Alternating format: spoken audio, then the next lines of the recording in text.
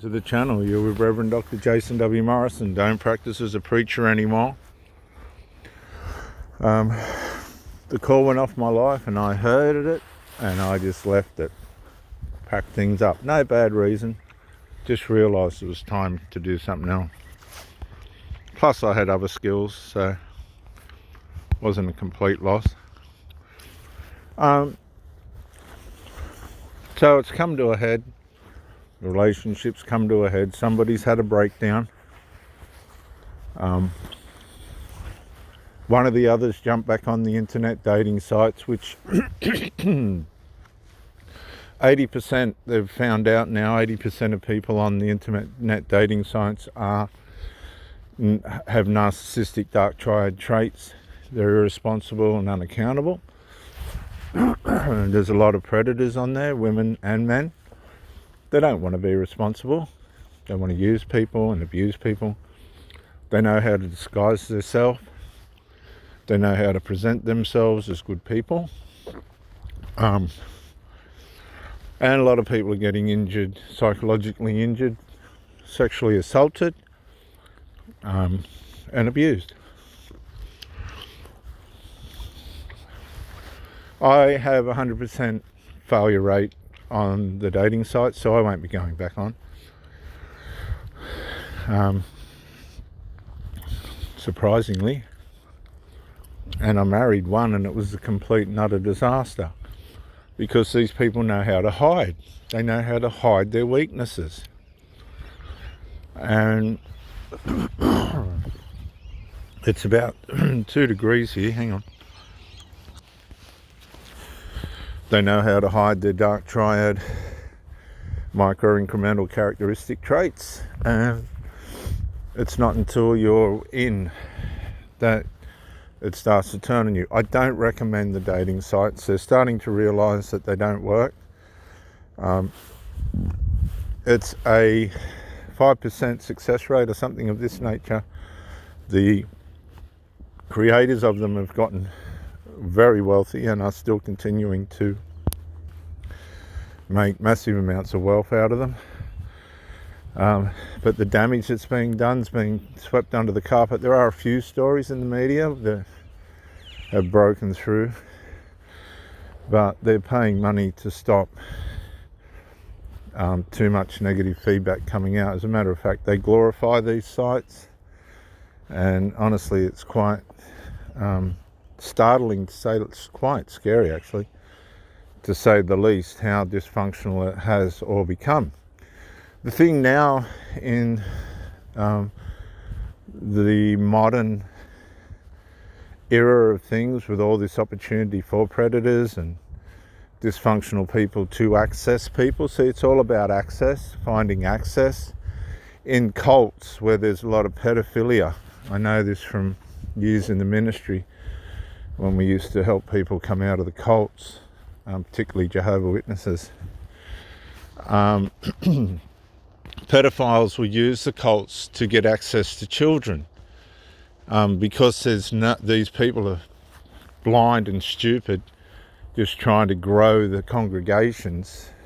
They'll let known pedophiles in, and they won't report them.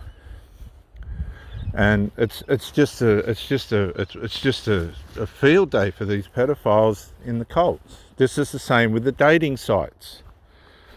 All right, there's a lot of 80% are predators, both male and female, who are accessing these sites and getting into people's lives and infiltrating the honesty of people that are genuinely trying to find someone. For the ones that want to play narcissist and destruction and sexual immorality and all that, that's fine for them. They don't care. As a matter of fact, they get a buzz out of it. I got tied up with a few. Hang on. I got tied up with 4 women on the trot that were all gone within the space of the same amount of days, who were on there just to get out their frustrations from the trouble they were having in their marriages, which they couldn't fix and which they caused themselves.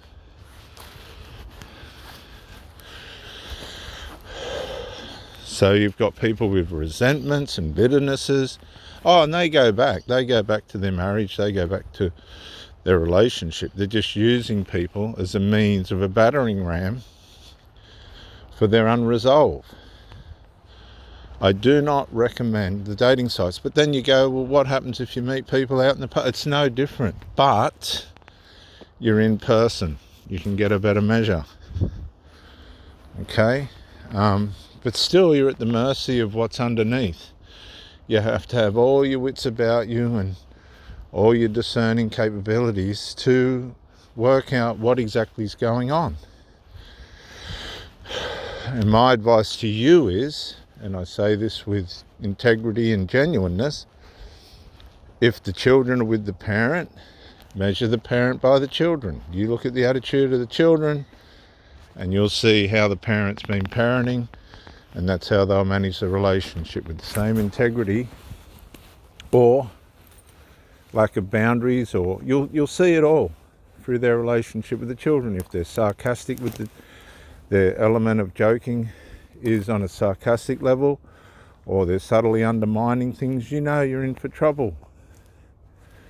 You can measure a lot by the relationship between the single parent and the children. You'll see selfishnesses, you'll see conceitednesses, you'll even see their measure on the opposite sex. A lot of these people with their children goad the opposite sex if they've had a bad breakup or this kind of thing, and they'll surrogate the children in all different combinations. And this all works against people that are coming in that have done the work to try and have a relationship. These situations are where people haven't sought resolve. You'll get a lot of alcoholics, medicated people, weed users, ones that just, they think they're resolving things but they're not, because you'll see it all come out as you go along, and then you go, oh crikey. And it doesn't matter how long or how well you manage yourself, they'll find ways to assassinate your character, they'll find ways to cause a reverse discard, they'll let their children get involved.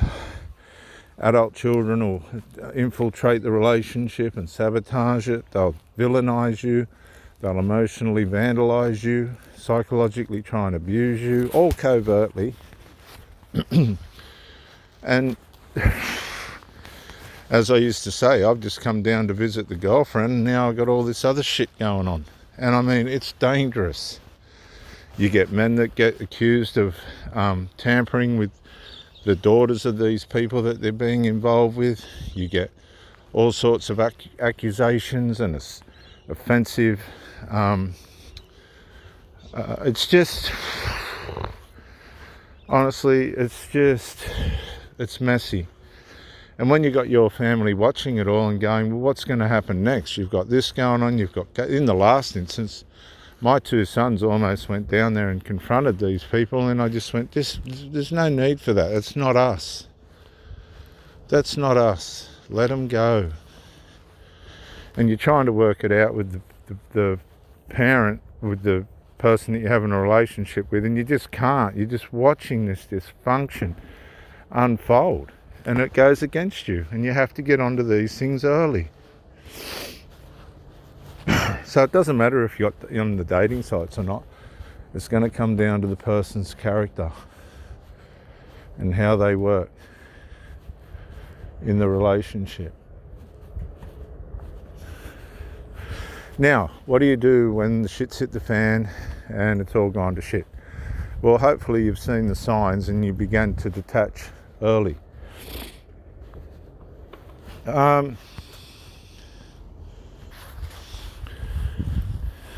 The first thing I advise that you do is expose what the issue is, explain it clearly, and give that person an opportunity to find closure.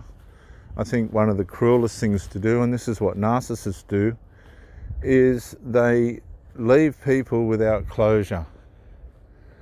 They leave people left guessing, psychologically abused, and emotionally vandalized. if you can at least have the courtesy to send a letter or let them know, they'll know usually why it's happened and how it's ended up. But if you can just go one step further and give them a clear explanation, usually it's a situation that the person hasn't wanted to deal with. They've chosen the unresolved over the relationship. One or the other breaks down and the relationship gets dissolved.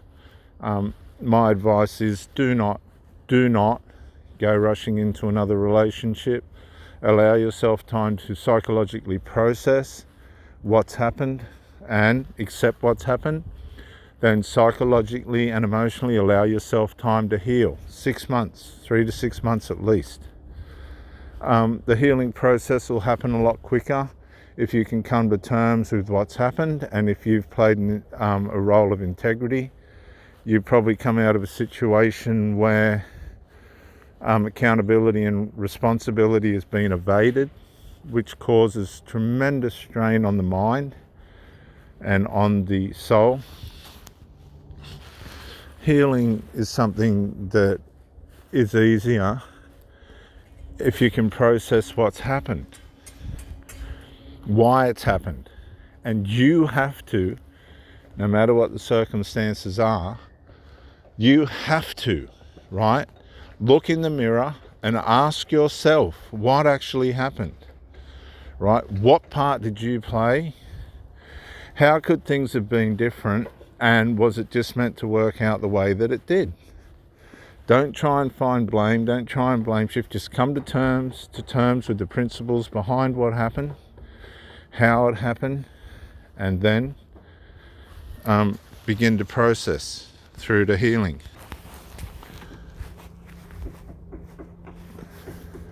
What you'll find is a lot of, at breakup, right, depending on what the actual nature of it is, there can be a lot of humiliation for the person. And people will withdraw. They will need to be left alone. And that's just respect. And there's no point to be trying to be selfish. If the relationship's over, give yourself the dignity and the other person the privacy to be able to come to terms with what's happened and find a way to heal. Now, it's not your responsibility on the choices that they make. You've got to concentrate on yourself and make sure you get it right with where you're headed and what you're going to do. The main thing is to be sensible and to be unselfish and to accept what's happened. If there's been abuse, mental or psychological abuse, come to terms with that, process it, and leave it alone. Obviously there was no resolve, and don't forget these abuses can come through third parties as well, and they're probably the worst ones, because these people will be acting in the background, trying to get their way in the destruction of the relationship. It will work out for them 9 times out of 10. And it's just consequential. A lot of these parents haven't parented properly. They've given the power of the family over to the children. Usually this is a breakdown from the way in which the male hasn't played a proper part. Just providing or trying to provide isn't enough. There has to be all the dynamics that come with family dynamics, and unfortunately with drugs and alcohol and all these other things and dishonesty and lacks of integrity, these people aren't, well, they're leaving such a mess behind them that the domestic formation in these families is unfortunate. Okay, it's easy to blame and no, there's a lot more going on than all that. You don't know what these people have been through before you came along. They don't know what you've been through either, which is evident. So, if there's been no way of keeping sanity and resolve, then you have to accept that it's time to retreat. It's time to leave those people alone. Let them get on with their life and choose how they're going to heal and all the rest of it. You get on with your life. Process what the problem was. Process how the relationship got to where it did. Allow yourself the ways in which you're going to heal, which firstly starts with coming to terms with what's happened and the reasons why it's happened, and then allowing time to rebuild and rebuild the soul and the spirit, and by repairing what's happened and purging the connection out of your person. You need to allow time for the purging, I guess is one way of saying it, or the dissipation of the energy of the relationship from out of your person, so that when it comes time, if you choose to, depending on what's happened to you, to have another relationship, you've got a clear platform on which to build, which is fair for the person that you're being involved, going to get involved with, and fair on yourself. There's so much mess out there now. I do ask you and recommend proceed with caution. Stay off the dating sites, even if it means just being on your own, really. They're full of predators. They're full of people that are got no consideration for the ways in which are healthy, in which life works. There's a lot of damage being done now. You can hardly get into a counselling place within 10 weeks. The government's giving out counselling bundles. You can get 10 counselling visits from the government knows what's going on. They know it's all gone bad.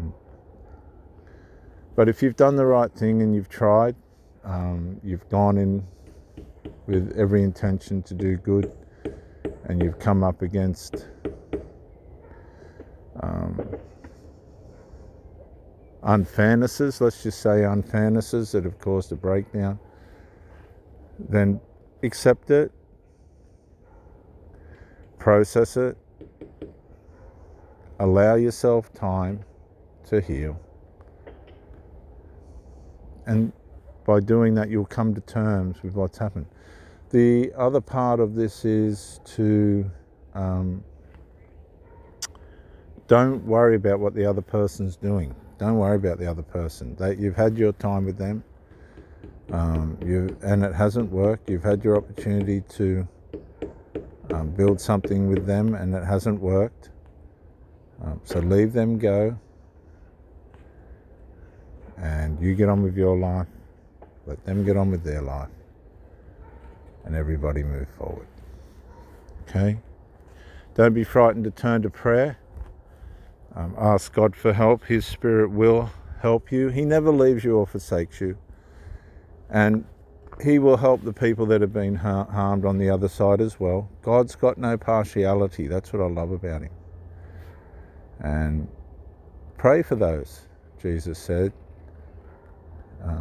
that have been unfortunate in these things. I don't think anybody deliberately sets out to fail in a relationship unless you're one of these twisted predators that are just out selfish and destructive and evil. Just remember, there are these evil people out there. They have no interest in relationships forming or being healthy or anything like that.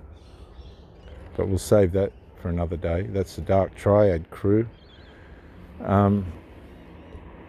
So allow yourself these privileges post-relationship. Give yourself time to mend. Reverend Dr. Jason W. Morrison, theologist. Bye for now.